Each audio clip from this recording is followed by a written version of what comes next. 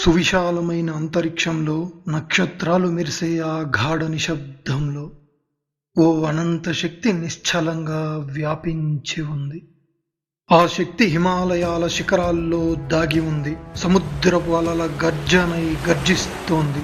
సూర్యుని దివ్య ప్రకాశమై మహోజ్వలంగా వెలిగిపోతోంది. చంద్రుని వెన్నెల కాంతుల్లో మౌనంగా నవ్వుతోంది. కానీ ఆ అద్భుతాలన్నీ కేవలం ఆ శక్తి యొక్క కొద్దిపాటి ప్రతిబింబాలు మాత్రమే. ఆ శక్తి యొక్క నిజమైన వైభవాలను, అనంత విశ్వంలో వ్యాపించిన మహిమలను గూర్చి ఆ పరంధాముడు పలికిన దివ్యమైన పలుకులే ఈ విభూతి యోగం. భగవద్గీతలోని 10వ అధ్యాయమైన విభూతి యోగమునకు మీకు స్వాగతం. శ్రీ భగవాన్ ఉవాచ భూయ ఏవ మహాబాహో శృణు మే పరమం వచః యత్తేహం ప్రియమాణాయ వక్ష్యామి హితకామ్యయ. శ్రీ భగవానుడు పలికెను, మహాబాహువైన ఓ అర్జున, నీవు నా ప్రియ సఖుడవు గనుక నీ మేలుగోరి నేను మరలా చెప్పబోచున్న నా దివ్య ఉపదేశాన్ని జాగ్రత్తగా వినుము. అవి అత్యంత రహస్యమైనవి, మహిమాన్వితమైనవి. నా ఉత్పత్తి అనగా నేను ఎక్కడ నుండి వచ్చానో, నా ఈ అనంత వైభవం ఎలా ఉద్భవించిందో అనే విషయాలను దేవతలు, మహర్షులు సైతం తెలుసుకోలేరు. ఎందుకంటే ఆ దేవతలకును మహర్షులకును అన్ని విధములుగా మూలకారకుడను నేనే. ఎవరైతే నన్ను జన్మరహితుడనని, ఆద్యంతములు లేనివాడినని, అలాగే సమస్త లోకాలకు మహేశ్వరుడనని తెలుసుకుంటారో అట్టివారు మనుష్యులలో జ్ఞాని అయి సమస్త పాపాల నుండి విముక్తిని పొందుతారు. బుద్ధి, జ్ఞానం, మోహం లేకపోవడం, క్షమించే గుణం, సత్యం, ఇంద్రియ నిగ్రహం, మనోనియంత్రణ, సుఖం, దుఃఖం, జననం, మరణం, భయం, అభయం, అలాగే అహింస, సమానత్వము, సంతృప్తి, తపస్సు, దానం, కీర్తి, అపకీర్తి వంటి వివిధ రకాల భావములన్నీయు నా ద్వారానే సమస్త ప్రాణులలో కలుగుతున్నాయి.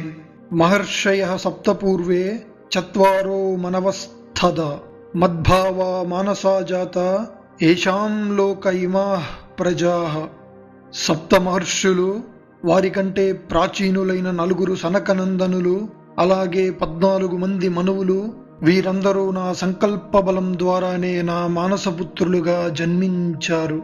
వారి నుండే ఈ లోకంలోని సమస్త జీవులు ఉద్భవించాయి. నా ఈ అద్భుతమైన మహిమలను, యోగశక్తి యొక్క తత్వాన్ని ఎవరైతే నిజంగా తెలుసుకుంటారో అట్టివారు నిశ్చలమైన భక్తి యోగము ద్వారా నాలోనే ఐక్యమవుతారు. ఇందులో ఏమాత్రము సందేహము లేదు. నేనే సమస్త సృష్టికి మూల కారణం. నా ద్వారానే ఈ సమస్త జగత్తంతా నడుపబడుచున్నది. ఈ లోతైన సత్యాన్ని తెలుసుకున్న జ్ఞానులు పూర్తి భక్తి శ్రద్ధలతో నిరంతరం నన్నే ఆరాధిస్తారు. అటువంటి భక్తులు మనస్సును పూర్తిగా నాయందే లగ్నము చేసి వారి యావత్ జీవితాన్ని నాకే అంకితం చేసెదరు. అలాగే వారు చర్చల ద్వారా నా మహత్యాన్ని గూర్చి ఒకరికొకరు తెలియజేసుకుంటూ, ఎల్లప్పుడూ నా గురించే మాట్లాడుకుంటూ, కథలుగా చెప్పుకొనుచు వారు నిత్య సంతుష్టులై పరమానందాన్ని పొందుతుంటారు.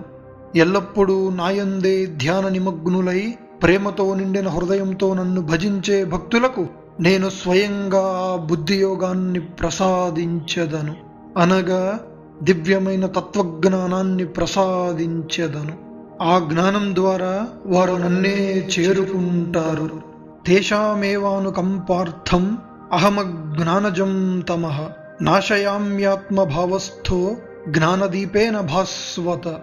ఓ అర్జున, ఆ భక్తులను అనుగ్రహించేందుకు నేను సదా వారి హృదయములోనే కొలువైయుండి అజ్ఞానము ద్వారా జనించిన ఆ అంధకారాన్ని ప్రకాశవంతమైన నా జ్ఞానజ్యోతులతో నాశనం చేస్తాను అని కృష్ణ పరమాత్మ అర్జునునితో పలికెను. అర్జున ఉవాచ పరం బ్రహ్మ పరం ధామ పవిత్రం పరమం భవాన్ పురుషం శాశ్వతం దివ్యం ఆదిదేవమజం విభుం. అర్జునుడు ఇట్లు పలికెను, నీవే పరబ్రహ్మవు, పరంధాముడవు, పరమ పవిత్రుడవు. అంతేకాదు నీవు సనాతనుడవని, దివ్య పురుషుడవని, ఆదిదేవుడవని, జన్మలేనివాడివని, సర్వవ్యాపకుడవని దేవర్షి అయిన నారదుడు, అసితుడు, దేవలుడు, వేదవ్యాసుడు తెలియజేశారు. అదే విషయాన్ని ఇప్పుడు నీవు స్వయంగా నాకు తెలియజేయుచున్నావు. ఓ కేశవ, నీవు నాకు చెప్పినదంతా అక్షర సత్యమని నేను పూర్తిగా నమ్ముతున్నాను. హే భగవన్, నీ యథార్థ స్వరూపాన్ని దేవతలు గాని దానవులు గాని తెలుసుకొనజాలరు. హే సర్వసృష్టికర్త, హే సర్వభూత మహేశ్వర, హే దేవాదిదేవ, హే జగన్నాథ, హే పురుషోత్తమ, నీ స్వరూపాన్ని స్వయంగా నీవు మాత్రమే ఎరుంగుదువు. హే ప్రభు, ఏ మహిమల ద్వారానైతే నీవు ఈ సమస్త లోకాలయందు వ్యాపించి ఉన్నావో అట్టి మహిమాన్వితములైన నీ దివ్య విభూతులను గూర్చి సంపూర్ణంగా వివరించడానికి నీవు మాత్రమే అర్హుడవు. ఓ యోగీశ్వర, ఎల్లప్పుడూ ధ్యానిస్తూ నిన్ను ఏ విధంగా తెలుసుకొనగలను? హే భగవన్, ఏ ఏ రూపాలలో, ఏ ఏ భావాలతో నిన్ను నేను ధ్యానించవలెను? ఓ జనార్దన, నీ యోగశక్తి మహిమలను, నీ దివ్య విభూతి వైభవాలను గూర్చి మరింత వివరంగా తెలియజేయండి. ఎందుకనగా మీ అమృతమైన వాక్కులు ఎంత వినినప్పటికినో నాకు తనివి తీరడం లేదు అని అర్జునుడు కృష్ణ పరమాత్మతో పలికెను. శ్రీ భగవాన్ ఉవాచ హంతతే కథయిష్యామి దివ్యాహ్యాత్మ విభూతయః ప్రాధాన్యతః కురుశ్రేష్ఠ నాస్త్యంతో విస్తరస్యమి. శ్రీ భగవానుడు పలికెను, ఓ కురుశ్రేష్ఠ అర్జున, నీవు చెప్పినది యథార్థమే. నా దివ్య విభూతుల విస్తరణకు అంతే లేదు. కావున వాటిలో ప్రధానమైన కొన్నింటిని మాత్రమే నీకు తెలియజేసేదను. ఓ అర్జున, సమస్త జీవరాశుల హృదయాలలో ఆత్మగా నివసిస్తున్నది నేనే.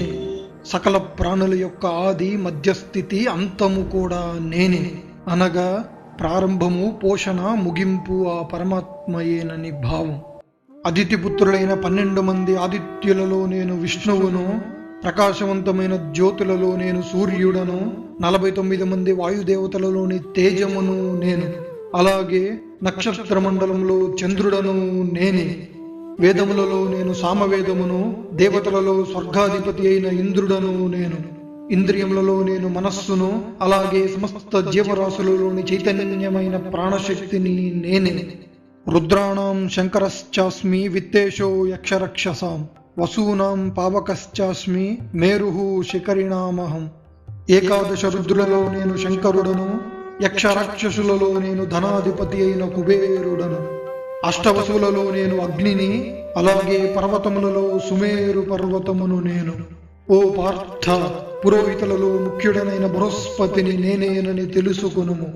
సైన్యాధిపతులలో నేను కార్తికేయుడను, అలాగే జలాశయములలో నేను సాగరుడను. మహర్షులలో నేను భృగువును, శబ్దములలో ఏకాక్షరమైన ఓంకారమును నేను. యజ్ఞములయందు నేను జపయజ్ఞమును, అలాగే స్థావరాలలో హిమాలయమును నేనే. సమస్త వృక్షాలలో నేను అశ్వత్థ వృక్షమును, అనగా రావి చెట్టును. దేవర్షులలో నారదుడను నేను, గంధర్వులలో నేను చిత్రరథుడను, అలాగే సిద్ధులలో నేను కపిలమునిని. అశ్వములలో నేను పాలసముద్రము నుండి పుట్టిన ఉచ్చైశ్రవమును, భద్రగజములలో నేను ఐరావతమును, అలాగే మనుష్యులలో నేను అత్యంత శ్రేష్ఠుడైన మహారాజునని తెలుసుకొనుము. ఆయుధములలో నేను వజ్రాయుధమును, గోవులలో కామధేనువును నేను. సంతానోత్పత్తికి కారకులలో నేను మన్మధుడను, అలాగే సర్పములలో నేను వాసుకిని. నాగులలో అనంతుడైన ఆదిశేషుడను నేను. జలచరములకు అధిపతి అయిన వరుణుడను నేనే. అలాగే పితృదేవతలలో నేను అర్యముడను, శాసించు వారిలో యమధర్మరాజును నేనే. దైత్యులలో నేను ప్రహ్లాదుడను, అలాగే గణించు వారిలో నేను కాలాన్ని. మృగాలలో నేను మృగేంద్రుడైన సింహమును, అలాగే పక్షులలో నేను గరుత్మంతుడను. పవనః పవతామస్మి, రామః శస్త్రభృతామహం. జుషానాం మకరశ్చాస్మి, శ్రోతసామస్మి జాహ్నవి. పవిత్రము చేసే వాటిలో వాయువును నేను, శస్త్రాలను ధరించిన వారిలో నేను శ్రీరామచంద్రుడను. మత్స్యములలో మొసలిని నేను, అలాగే ప్రవహించు నదులలో గంగా నదిని నేనే. ఓ అర్జున, సమస్త సృష్టి పరంపరకు ఆది మధ్యాంతములను నేనే. విద్యలలో అధ్యాత్మ విద్యను, అలాగే వాద ప్రతివాదములలో సత్యబద్ధమైన వాదమును నేనే. అక్షరములలో నేను అకారమును, అనగా మొదటి అక్షరమైన ఆ, అలాగే సమాసములలో నేను ద్వంద్వ సమాసమును. నేనే అక్షయమైన మహాకాలమును, అలాగే సృష్టికర్తలలో నేను విశ్వతోముఖుడైన బ్రహ్మను. సర్వ ప్రాణులను హరించివేయునట్టి మృత్యువును నేనే. భవిష్యత్తులో పుట్టబోయే సమస్త ప్రాణుల యొక్క ఆరంభము నేనే. స్త్రీలలో కీర్తిని, సౌభాగ్యాన్ని, మధురమైన వాక్కులను, జ్ఞాపక శక్తిని, మేధస్సును, ధైర్యాన్ని, అలాగే క్షమాగుణాన్ని నేనే. అలాగే సామవేద గానాల్లో నేను బృహత్సామమును, ఛందస్సులలో నేను గాయత్రి ఛందస్సును. మాసములలో నేను మార్గశీర్ష మాసమును, అనగా మార్గశిర మాసమును. అలాగే ఋతువులలో నేను పుష్పాలతో నిండిన వసంత ఋతువును. వంచకులలో నేను జూదమును, తేజోవంతులలో నేను తేజస్సును, జయించు వారిలో జయాన్ని నేనే. నిశ్చయము గల వారిలో నేను దృఢ నిశ్చయమును, అలాగే సాత్విక పురుషులలోని సత్వగుణమును నేనే. ఋషీణాం వాసుదేవోస్మి, పాండవానాం ధనంజయ, మునీనామప్యహం వ్యాస, కవీనాముశనా కవి. పుష్ణివంశస్థులలో నేను వాసుదేవుడైన కృష్ణుడను, అలాగే పాండవులలో నేను ధనంజయుడైన అర్జునుడను. మునులలో నేను వేదవ్యాసుడను, కవులలో శుక్రాచార్యుడను నేనే. శిక్షించు వారిలో నేను దండమును, అనగా న్యాయబద్ధమైన శిక్షను. అలాగే విజయాన్ని కోరుకునే వారిలో నీతిని నేనే. రహస్యాలలో నేను మౌనమును, అలాగే జ్ఞానవంతులలోని తత్వజ్ఞానమును నేనే. ఓ అర్జున, సమస్త జీవరాశుల యొక్క ఉత్పత్తికి కారణమైన మూల బీజాన్ని నేనే. నేను లేని చరాచర ప్రాణి ఏదియూ లేదు. ఓ పరంతప, నా దివ్య విభూతులకు అంతమే లేదు. ఇప్పటి వరకు నేను నీకు చెప్పినది కేవలం అతి కొద్దిపాటి నా మహిమలు మాత్రమే. ఎందుకంటే నా విభూతుల విస్తారాన్ని పూర్తిగా వివరించడం అనేది సాధ్యము కాని పని. ఈ సృష్టిలో ఏవైతే అద్భుతమైన, ఐశ్వర్యమైన, ప్రకాశవంతమైన, అలాగే శక్తివంతమైనవి కలవో అవన్నీ నా తేజస్సు యొక్క అంశ నుండి పుట్టినవేనని తెలుసుకును. అథవా బహునైతేన కిం జ్ఞాతేన తవార్జున, విష్టభ్యాహమిదం కృత్స్నం ఏకాంశేన స్థితో జగత్. ఓ అర్జున, ఇంతకన్నా ఎక్కువ విపులంగా తెలుసుకోవడం వల్ల ఏమిటి ప్రయోజనం? ఈ సమస్త జగత్తును నేను కేవలం నా యోగశక్తి యొక్క ఒక్క అంశతోనే ధరించి పోషించుచున్నాను అని కృష్ణ పరమాత్మ అర్జునునితో పల్కెను.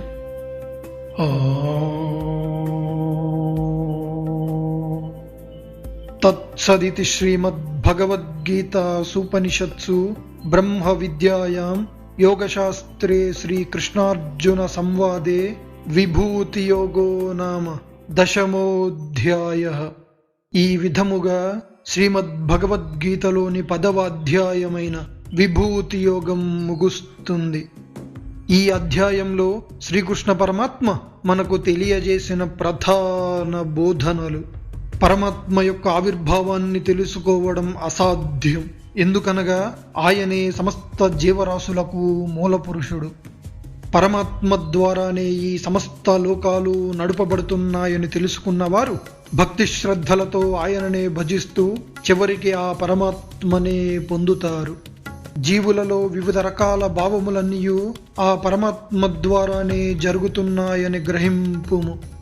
ఆదిత్యులలో విష్ణువు, రుద్రులలో శంకరుడు, శస్త్రధారులలో శ్రీరామచంద్రుడు, దైత్యులలో ప్రహ్లాదుడు, గుర్రాలలో ఉచ్చైశ్రవము, ఏనుగుల్లో ఐరావతం, స్త్రీలలో కీర్తి, శ్రీ, క్షమ, వసంత ఋతువు, గంగమ్మ, గాయత్రి ఛందస్సు, గరుత్మంతుడు, వ్యాస భగవానుడు, ఆధ్యాత్మిక విద్య, ఇలా సృష్టికి మూల బీజమై అన్ని రూపాల్లో ఆయనే కొలువై ఉన్నాడు.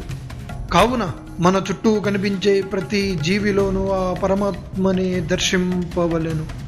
జగత్తులో కనిపించే ప్రతి శక్తి, ప్రతి మహిమ, ప్రతి వైభవము, ప్రతి కీర్తి, ఇలా మొదలైనవన్నీ ఆయన తేజస్సులోని చిన్న భాగము మాత్రమేనని గ్రహింపుము. పరమాత్మ మహిమలు అమోఘం, అనంతం, అనిర్వచనీయం. ఆయనకు తప్ప మరెవ్వరికినూ ఆయన పూర్తి విభూతులను తెలుసుకోవడము సాధ్యము కాదు. కావున మనందరము సమస్త ప్రాణులలోనూ ఆ పరమాత్మనే దర్శించుచు సర్వం కృష్ణమయం జగత్, సర్వం శివమయం జగత్ అని తెలుసుకుని ప్రవర్తించడం ద్వారా మనం ఆ పరమాత్మనే పొందగలమని శ్రీకృష్ణ పరమాత్మ అర్జునుని ద్వారా సమస్త జీవరాశులకు తెలియజేశారు. తదుపరి అధ్యాయంలో శ్రీకృష్ణ పరమాత్మ అనంత లోకాలు అచ్చెరు పొందేలా తన విశ్వరూప దర్శనాన్ని ఆవిష్కృతం చేయనున్నారు. త్వరలో మళ్ళీ కలుద్దాం. సమస్త లోకా సన్మంగళాని భవంతు. మీ కాలాగ్ని.